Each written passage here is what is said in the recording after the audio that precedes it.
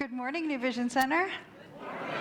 My name is Reverend Leslie. I am the Associate Minister here, and I am delighted to be with you today as the culmination of the most delightful weekend that involved, among many things, two beloveds in this community who have been working and working and working and loving and sharing and supporting and serving for somewhere between 5 and infinity years, going through lots of classes and serving on multiple teams and studying and doing 2 years of practitioner training and passing a licensing exam, and yesterday passing consciousness panels to become official professional licensed practitioners of religious science. So let's give some love to Rachel Sartori and Maureen Garrity.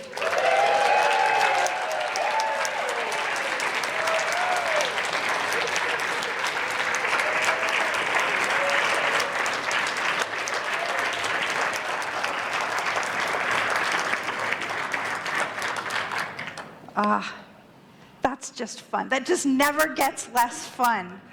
So delightful. All right, I also have to give a message today. So if you happened to watch or attend last week, you will remember that we talked about making meaningful change. We talked about this idea that our thoughts, our ideas, and our beliefs inherently come together to impact how we behave. And if we want to behave differently, if we want to experience life differently through our own actions, then we probably better check in with those feelings, ideas, and beliefs, yes? Now there's another half of that equation, and it's our worldview. So our beliefs, ideas, and thoughts are relatively conscious, and our worldview is a little bit less so. So we're going to be playing once again with our idea of every path leads home, and so let's look at some of the paths that we might be playing with today. So we're looking at the path of self-acceptance, because if we don't know who we are and accept it, it's not going to get us very far, is it? We're going to play with the paths of loving kindness and connection, because we're going to talk about other people's worldviews as well. And we're going to play with this path of personal responsibility, because at the end of the day, if we want life to show up differently for us and as us, whose work is that? It's ours. It's ours. Wouldn't it be great if we could just determine what they should do differently so that I feel better? Anybody ever try that? It's so effective. It just doesn't work, does it? The big changes happen on the inside of ourselves. So we have to look at our worldview. Now, the anthropologist Paul G. Hiebert, social scientist, he defined worldview this way. He says it's the fundamental cognitive, affective, and evaluative presuppositions a group of people make about the nature of things, which they use to order their lives.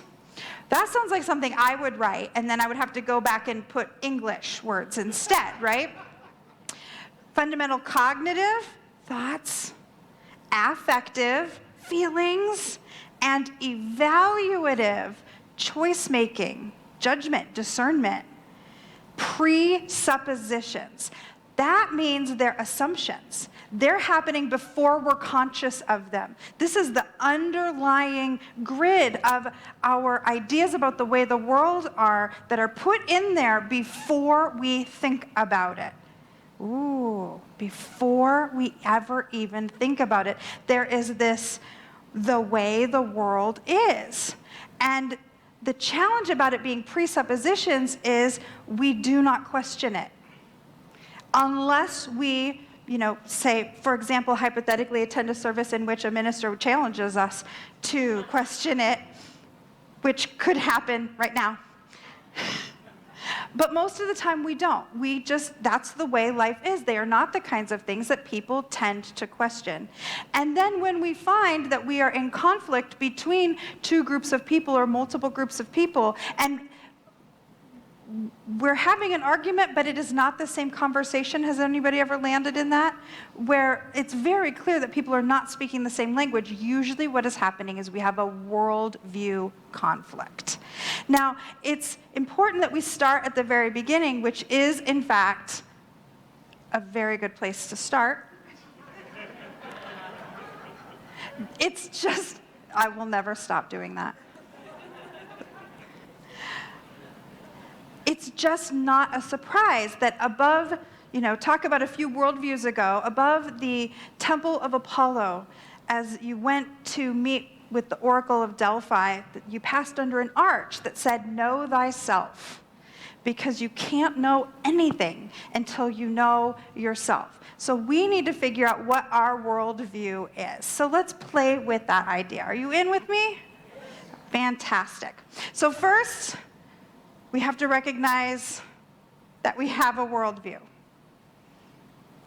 which takes a little bit, because that inherently means taking a moment and pausing and thinking every single thing that I think is an absolute given in this world is an opinion. All of it. All of it is an opinion. Now, it might be the opinion of my parents or my grandparents or my great-grandparents or the heads of the church that I grew up in or the temple I grew up in. It could be the ideas of the political leaders or the writers that I read when I was young. It could be from the country of origin I'm from, or my parents or my grandparents. It could be from my neighborhood. It could be from the kind of education I had. But every single thing we ever encounter is feeding our worldview. And these are the things we do not question. And we are just full of facts. Facts. I am full of facts. Oh my gosh, Bill Sneed and I had a conversation yesterday with a whole bunch of people in which we went on this wild tangent about Zoroastrianism and angels in ancient Judaism. And the rest of the table was looking at us like, what? And we were in the land of facts. And everybody else was in the land of hamburgers. It's so funny the way the things that we know them. They're inarguable. They're inarguable. However, they're almost always arguable. So let's play with a couple things that we all know. We all know these things. We only use 10% of our brain. Did you know that was proven wrong about a year after that study came out in the 70s? And yet, how many movies and books and theories and philosophies and classes and self-help books have we almost all played in? If only we could use more of our brain. We use all the parts of our brain. Do we use every part to its fullest extent every moment? Of course not. That sounds exhausting. But, in the inside of yourself, let you raise your imaginary hand. Is that something that if I had said and not followed it up, you would have been like, yeah. Yeah. How many movies are based on that alone with cutie pies, like Bradley Cooper starring in them? It was never true. Bulls get mad when they see the color red. Do you see the picture in your head with the matador and and here comes the bull, and it's the bright, bright red to get them all riled up, right? Bulls are red-green colorblind.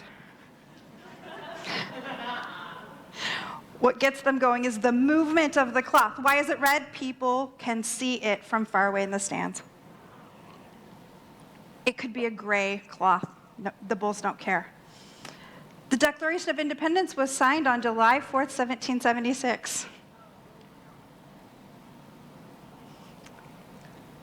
The copy we're used to seeing was written fancily on July 4th, 1776. It was actually signed on August 2nd, 1776. Ooh. I'm willing to bet that everyone in this room, or the vast majority of us, would have gone to the mat on at least one of those facts that aren't true. And almost nothing else we think is either objectively, permanently, entirely, and unequivocally true. So we're taking a breath. We're taking a breath. in order to make the space for finding places of peace in relationship with people with a different worldview, we have to be willing to acknowledge that our worldview is just that. It's a set of assumptions based on how we grew up and what we've known to this point. And we have to be open to softening it and making space. Our worldview is just our basis for the assumptions that we're carrying with us. But unexamined, it affects every decision we make. It affects every judgment we have. It impacts how we interact with everyone around us. It determines whether we think someone else is a good or bad person. Ooh, feel that. Feel that. And so we ask ourselves, as we let ourselves see what we think is true as a set of assumptions, does my worldview reflect who I am now? Or is it just a pile of stuff I've dragged with me into where I stand today? We believe in science of mind, in an infinite spirit, a consciousness that does not have an opinion. And man, do we get mad about that in classes with Reverend Leslie. I hear about it sometimes. What do you mean? What do you mean there's no such thing as evil? What do you mean God doesn't have a specific plan for my life that I'm supposed to walk out exactly? And if I don't, I am in sin and I will be punished and go to hell. And I get to say, no sin, no punish, no hell, no evil, no bad, no opinion. And yeah, I get some weird looks sometimes, friends. But that's what science of mind teaches, that the intention for humanity is freedom to express absolutely free the fullness of the divinity within us in a way that is supportive of life, meaning loving and kind. And how we do that is completely outside of the opinion of the divine. You can be a minister. We can be a singer. We can play bass like Vic. Right? We could be a yoga studio owner and instructor par excellence like Amy. We could be a teacher. We could be a stay-at-home mom. We could take really excellent naps. So good. We can bake loaf after loaf of extraordinarily subpar attempts at gluten-free bread. It's not getting better, folks.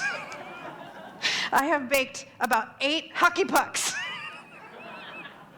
But I will win. The divine does not have an opinion. So why are we holding on to our worldview so firmly when the energy that is the source of who and what we are doesn't care? Why are we so worried about being right, being sanctimonious and righteous and good?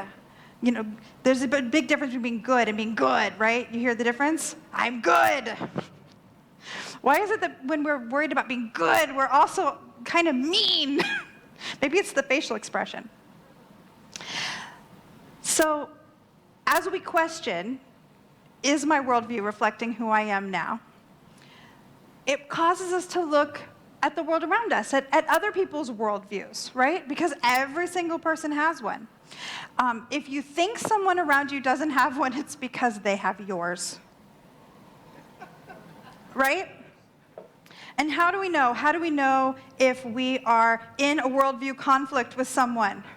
It's when we say things like, I laugh because this is directly out of things I've actually said in my life. Any sane person would agree with me. My poor ex-husband. Let's all take a moment. Oh, poor Jeff. Because I was right. In the mean voice, I was right. When we look at someone and think, that's an insane thing to do. No good person, no nice person would do that, think that, have that. Who would wear white to another person's wedding? British people. who don't have the same rule. In fact, a lot of times they intentionally dress their bridesmaids in white. I know, because Pippa Middleton looked so adorable in that little white gown. Things that are just a given in your world, maybe they're not for somebody else. And things play into our worldview like neurodivergence. I had a really wonderful, terrible conversation with someone once that went something like, "You're intentionally drowning me in information," and me saying, "I can't help you if I don't have the information." And it went back and forth and back and forth, and it turned out that that person is on the autism spectrum. And literally, it was too much information for this person to be able to be in the conversation without being completely pulled out of it. And I felt adamantly that I didn't have enough information to give them what they needed. And it back and forth and back and forth. And I think both of us had our dukes up, ready to go, because the other one was being awful. Except nobody was being awful. We were coming from different worldviews. Every once in a while, especially when we're talking about radical inclusivity, which is a huge thing here at New Vision Center, that we are radically inclusive, that there is absolutely nothing you could do, say, be, believe, have experienced, anything that can put you outside of the infinite love of the divine and therefore outside of the belongingness in this community. And I get follow-up questions like, what about radical Muslims? Worldview, right? Because picture with me this infinite divinity with no opinion. The whole world, everything is love, everything is, and we zoom in and we zoom in, love, love, love, except those people. No. We can know the divine truth about everyone without agreeing with their worldview. When we know that the reason we don't agree is because our worldview is in conflict with theirs. Holding someone's worldview as part of the divine doesn't mean we have to agree with it. It simply means that we see the humanity in them, because what could be more human than having a worldview? Than having a set of things we believe and think and know. We can honor our perspective. We can honor our perspective that radical inclusivity is important, essential, demanded by this faith philosophy, while also honoring somebody else's worldview that says that radical inclusivity is wrong, bad, sinful, terrible, going in the wrong direction, because you know there are many worldviews that say that, right? This is something we call spiritual paradox. That two seemingly opposing ideas can be held at the same time.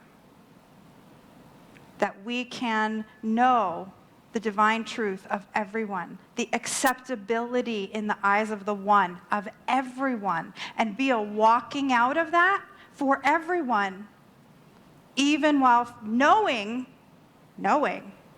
that that person's worldview directly would not give you the same grace.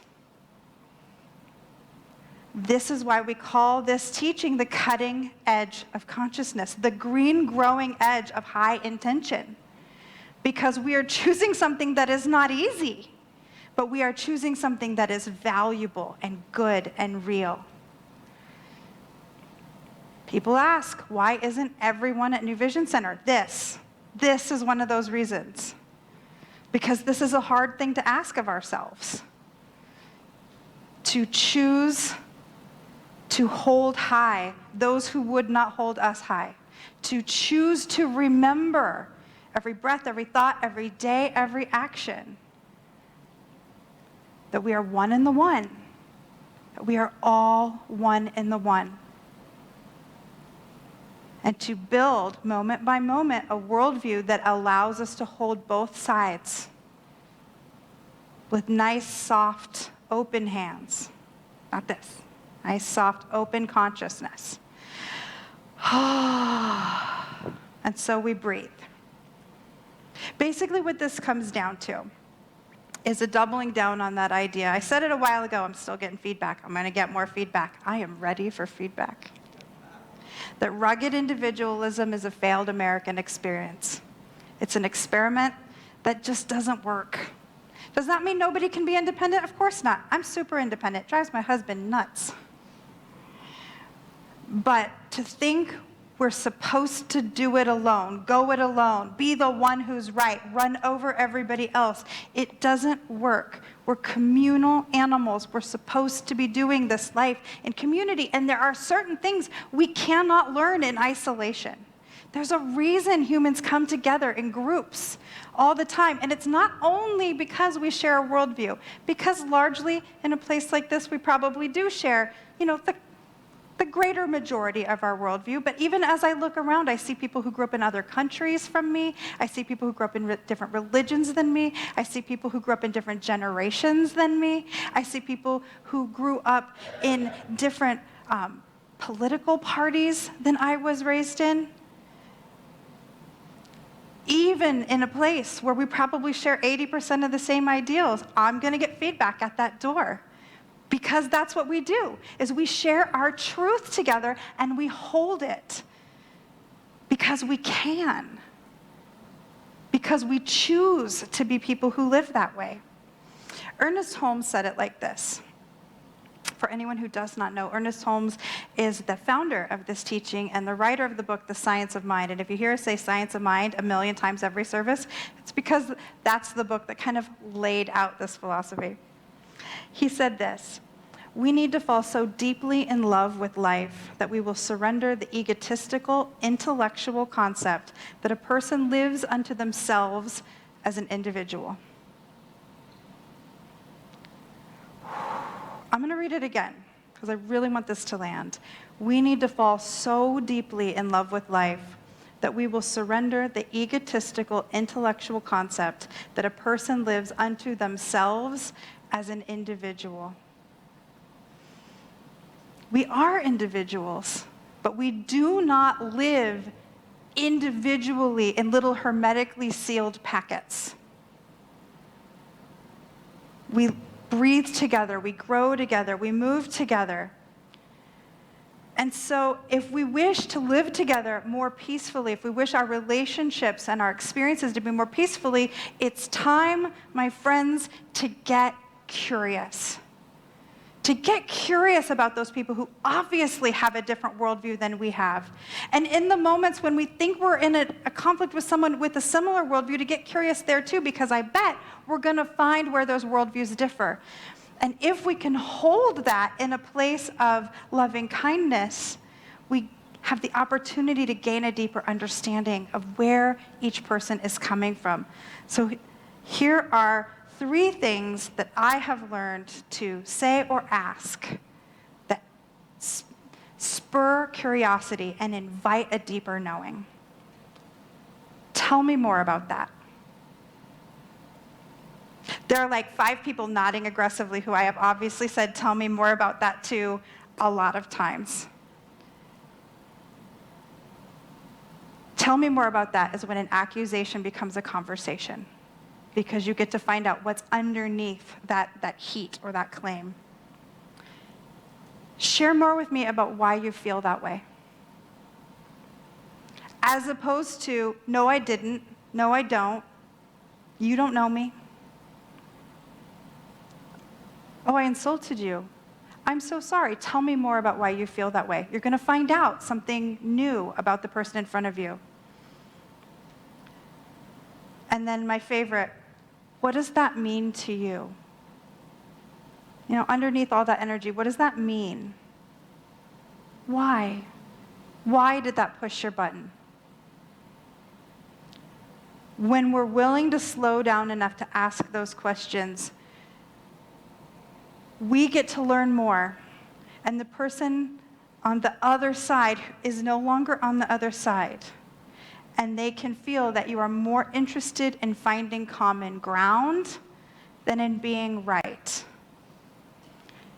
And to me, That is the heart of living in alignment with a divinity that doesn't have an opinion. It's about bringing us together. It's about oneness. Not about being right, not about winning. It's about being one in that oneness. And so this is the invitation. I am a well-trained minister who knows to never end a service without a call to action. Are you ready for it? To choose to be the love that affirms oneness. When we bump against those worldview conflicts, when we bump against a place where we're not having the same conversation, to choose to center into the oneness, into the love, and then to open up in that place where we can hold the divine paradox widely enough and invitingly enough that people will answer those questions and join in an actual conversation that brings more peace. Choose to be the love, and so it is.